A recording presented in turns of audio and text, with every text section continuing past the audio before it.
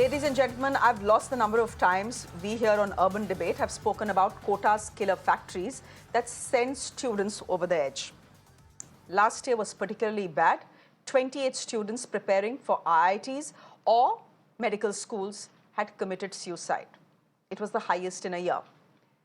The silent cry for help was deafening.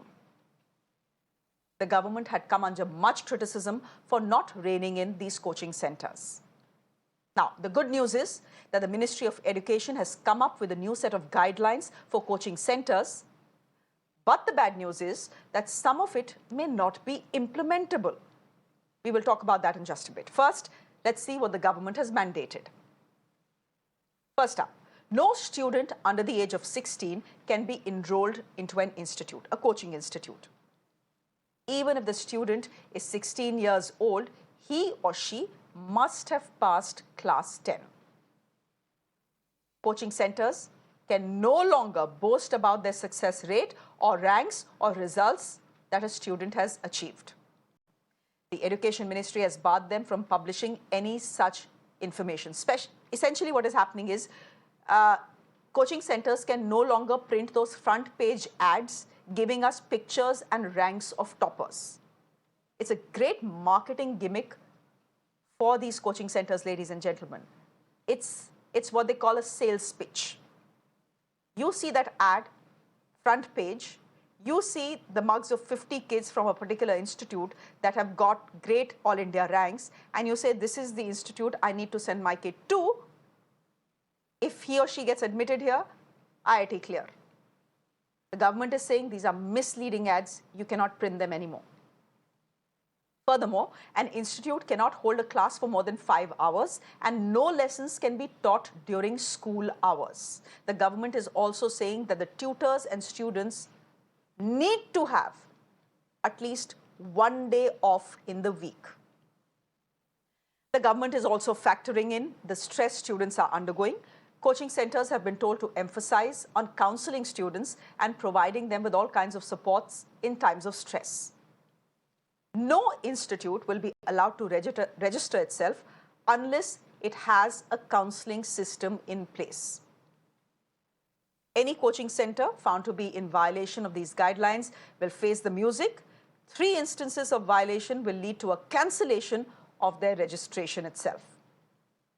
Now, while these new guidelines are very well intentioned, experts are saying it has not factored in something very important. Let's not forget that post the pandemic, many of these coaching classes are being held online, and the guidelines simply do not talk about online coaching. Let me quickly have a chat with my guests who are joining me this evening. Let me go straight across to my guests who are joining me this evening. Anand Kumar is a founder of Super 30, joining us this evening. Keshav Agarwal is the President, Educator Society. Thank you very much, Mr. Agarwal. Pradeep Rawat is representing parents on the show this evening. He's a representative of a parent body. And Yashasvi Vishra is a coaching student joining us on the broadcast as well. Yashasvi, I'm going to start with you. The government of India has finally stepped in to say, all right, we realize and recognize there is a problem with the way students are being coached in this country. It, of course, is stemming from about 30 suicides that we've seen in Kota last year. I wonder whether you've had a chance to go through everything that the government of India is saying, the guidelines, and what you think of it. आपको लगता है कि इससे students पे अब कम pressure पड़ेगा? See, pressure is something which is very variable. It depends from person to person. But definitely, especially for the young student, it is going to be a very good step, because knowingly or unknowingly, they are exposed to an immense amount of competency and as well as pressure. So definitely, it is going to be very good for them. And as for them, because somewhere or another, that childish behavior of them is lost among this rat race. Well, most of the competency rate, competitive exams have a passing rate of around 1% of half. So being in such a competitive environment at such a young age is very difficult for them. Achha, so Yashasvi, essentially what you're telling me is this. You're telling me that you know, if you have anyone who's not past class 10, or if someone who's below the age of 16, in any case, it was a very bad idea to have those kids in coaching centers. Once you're 17, 18, probably you're in a position to handle pressure much better. So you're telling me that the guidelines that the government of India has issued are a good idea, at least a step in the right direction. Anand Kumar, will it fix the problem? The big question is, will it fix the problem? It's not just one guideline. The big headline, of course, is 16 years of age, class 10, the student should have passed class 10.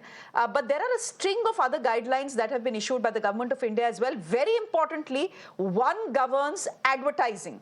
वो AIR1, AIR2, AIR3 का जो बड़ा इश्तिहार आता है, हर चौथे दिन, पांचवें दिन हमारे अखबारों में, which sells, essentially is a marketing tool for most coaching centers. Of what I read and understand, it seems the government is telling us you can't do that. No false promises, and you cannot tell us or tell children via advertising who studied in your coaching center.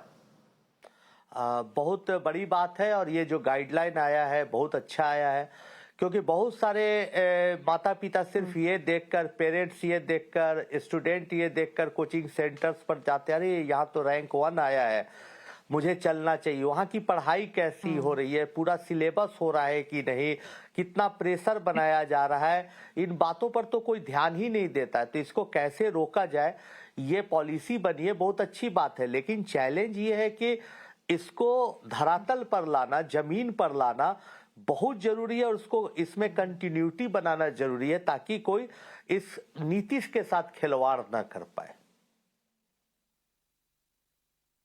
और आपको लग रहा है आनंद कुमार जी की जो guidelines हैं इनके साथ खिलवाड़ होगा? क्योंकि कोचिंग इंडस्ट्री, सिर्फ अगर कोटा की बात करें, कोचिंग सेंटर्स तो पूरे देश भर में हैं, और ये जो गाइडलाइंस है सिर्फ कोटा के लिए नहीं है, पूरे देश भर के कोचिंग सेंटर्स के लिए है। लेकिन कोचिंग सेंटर्स का अपना इतना इन्फ्लुएंस और दबदबा है कि they can easily not follow some of these guidelines. आपको लग रहा है कि इसको धरातल में उतारना थोड़ा मुश्किल होगा सरकार के लिए? चैलेंज है, लेकिन सरकार के लिए कुछ बड़ी बात नहीं। जहां उनका विल पावर होगा, गवर्नमेंट का इच्छा शक्ति होगी, तुरंत बंद किया जा सकता है। तो जरूरत इस बात की है कि अपनी इच्छा शक्ति को, विल पावर को बढ़ाए और इस पर लगाम लगाए, इस पर रोक लगाए। ऐसा नहीं कि इसकी चर्चा हो, हम लोग आज डिबेट करें, 1 महीने बाद फिर वही हाल हो जाए। ये बहुत जरूरी है। साथ साथ ये सब भी निर्देश कि एक बैच में कितने बच्चे रहेंगे, टीचर स्टूडेंट का रेशियो कितना रहेगा, बहुत अच्छी अच्छी चीजें आई हैं। और सच पूछिए तो जो व्यवसायीकरण हो रहा है कोचिंग का, उसको रोकने के लिए बहुत सारी चीजें आई हैं, बहुत उसकी मैं प्रशंसा करता हूँ। लेकिन इसको धरातल पर लाना होगा, और 6 महीने बाद, साल महीने बाद, 2 साल बाद ये हम लोग को देखने को मिले कि सच में ऐसा हो रहा है जैसा सरकार ने अभी कहा है। The entire aim and one of the stated aims and objectives is to reduce student suicides that we see, especially of children who are preparing for medical or engineering. Keshav Agarwal, as someone who runs coaching centers, how do you react to the guidelines that have come? Many people will say it was high time.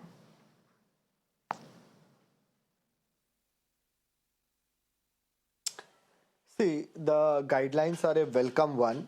But if you go through the guidelines very deeply, most of them are redundant and not even required. And as all of this put together, the implementation will not be easy. Now, what was required was 2 to 3 things which were primarily the biggest problems. And you cannot just paint all coaching centers alike. There are good coaching centers who follow honest things, and there are others also. So you cannot paint everybody. Now, these guidelines are mostly for Kota centers, if you see. I mean, the study was based there, the suicide cases, and then the way it is made. Now, let me go to suicides. Today also, I think I read in newspaper somewhere there was a suicide in IIT Kharagpur, and this should be 12th or 13th. So should we close IIT Kharagpur, or should we stop taking admissions there? Now let's go to some of the root causes. Coaching centers have not flourished or come in a day. Why coaching centers came? It was the failure of the schools and the government, which introduced various level of exams. Now let me take an example right now. JEE Main and JEE Advanced. JEE Main is conducted all over India, and then from there 2 lakh students are selected and they write advanced. Now you tell me, after 2 lakh are selected, why those 2 lakh are again made to write advanced? You stop there and select them from JEE Main. This will reduce the pressure, and most of the students who go to Kota or Hyderabad or other places will stop, because JEE Advanced is a high pressure exam, and as a result students are forced. Now coaching is never a compulsion, it is by choice. School is a compulsion, university is a compulsion, you have to get a degree, but coaching is by choice, where a parent may not be able to coach his child, or they may be working, so they need assistance. Now coaching is not only for the competitive exams, it is for various other forms. There are university seeking students. Now when you go to university, CUET has been introduced, and this has made school studies redundant altogether, and that too it is based only on class 12 syllabus. Who has introduced this exam? And if you see the race of CUET, it is worse than the board exam percentage pressure, which was thought that if you bring in CUET, you will do that. Now CUET has made 30% to 40% out of the race. Go to Northeast, they don't even know about it. They can't apply. They don't have internet connection. How will they take online exams? There are many students who are left behind. And if you see the results of CUET, most of the students who are selected are now from Delhi.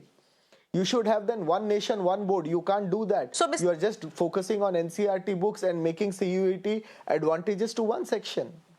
So we have to work in tandem, understand okay, so the Mr. problem, Agarwal, and then not the crux blame of your one. Guidelines are very Mr. good. You Agarwal, should then the crux register. of your argument is this. Yeah. Mr. Agarwal, then the crux Yeah. of your argument is this. Don't blame coaching centers for pressure that pushes a student to the edge enough to kill himself or herself. Look at what the government is doing. The government is introducing systems and steps which actually are putting more pressure on students. So don't blame us. The government needs to look at what it is doing as well. Yes, you were saying something else. And second, parent pressure. Parents have high expectation. You know, the moment the child is there, they start comparing, usko wahan jana hai. Leaving everything, they will send to Kota. Har bacha jo Kota jata hai, you don't think they get selected. It's a very mere percentage. Yes, one thing which is good is how the results are advertised. Parents feel as if going to Kota will get them the result. One best thing is self-study, and coaching is just a guidance. Students need to go for self-study, and then only the results come. But today, you know, as far as coaching is concerned, never a land was given, never institutions were opened that you go separately, operate in a proper way. That is why the safety norms don't come. Places like Mumbai, Delhi, you have such high cost that Mukherjee Nagar, Kalu Sarai, Karol Bagh, Patel Nagar, Janakpuri, Lakshmi Nagar, they have become hubs because that's of cheap cost. Now, if you actually provide some assistance and you take them with it, ki okay, 25% you have to give free coaching, introduce things like this and the good coachings will definitely come. Instead of doing that, even this policy, coaching people should have been made a part. Like, what is your suggestion? Whether you take it or not, at least hear from them, and then you should have come out. Now here, there are so many lacunas which I can point out in implementation, and irrational ones also, which were not required actually. Go ahead, but they point. have come up with it. Go ahead, now, point them out. Even to I would like to minor hear from extent you. They have gone ki doubt bhi yeah. Now one thing is, after COVID, online has become so prominent. It doesn't talk even a single line about online coaching. So that means online coaching ones can take class 10th or 16 years below. How will you stop them? Now second thing, Khan Academy, it operates from US and students from India join. So can you stop that? So that means online will be out of the purview of this. Then the 50 students coaching, they enroll even for 1 month. So how will you count 50 students? Who is going to go every day and see 50 hai ya 50 nahi hai? So in a way, this will give rise to corruption. Right? Something doable should have been there. They have even gone to the extent stating in the guidelines that doubt should be cleared by the teacher who teaches. Who is going to monitor? You should not change the batch. Who will monitor this? I mean, they should have come with broad guidelines, introduced them, implemented them, then they could have gone further and seen other problems agar hai to hum uske liye bhi leke aaye.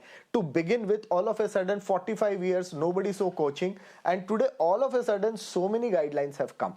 So you have to understand the root cause. As I told you, parents, and you go to schools, 40 students in a class, 40 minutes class, a teacher doesn't know the name of each student, what attention they will give.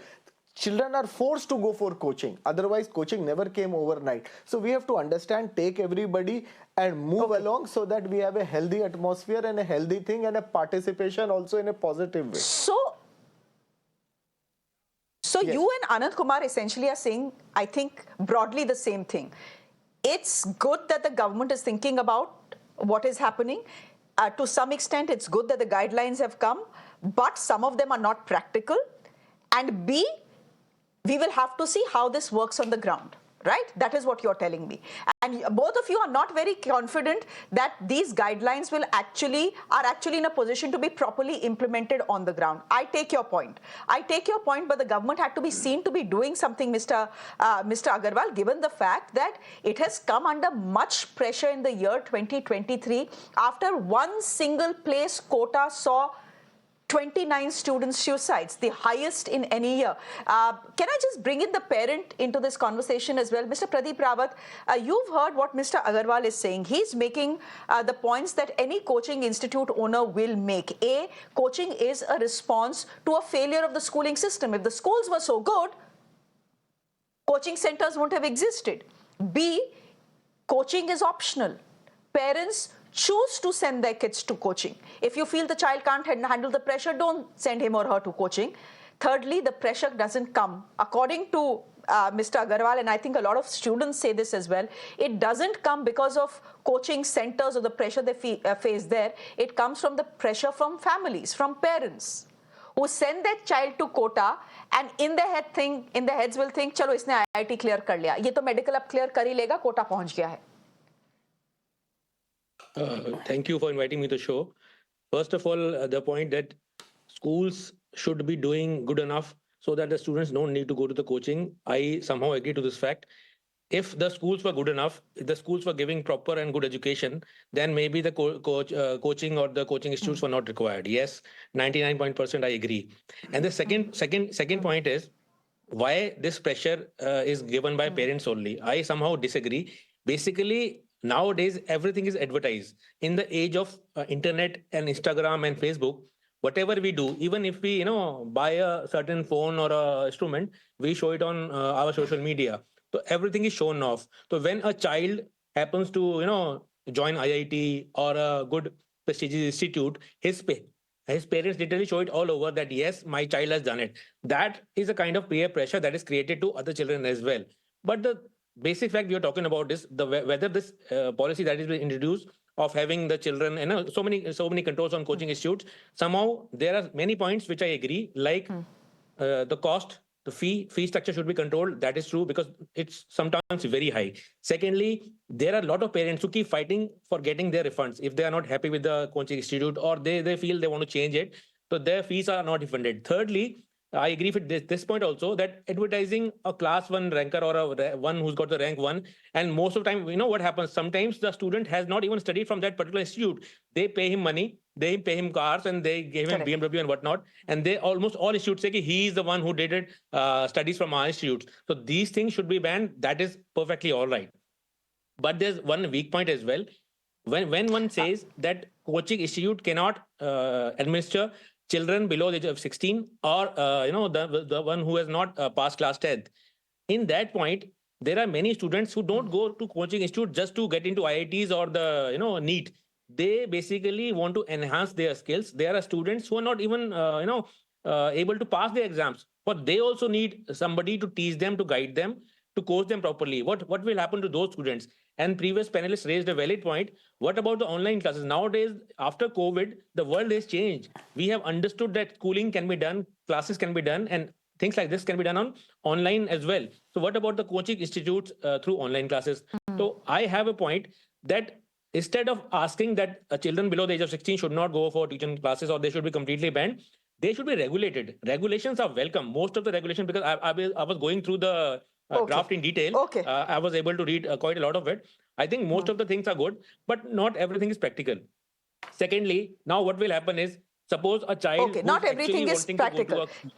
to class, but he is not able to go to a class because he's been banned. Now he will hire private coaching. That will be even more costly. A coach coming to my house to teach my child as a private coach, he'll be charging maybe 10 times more. What would happen to those the children who can't afford it? What will they do? So there are so many things which are need to be rectified. But yes, it's a welcome step in the right direction.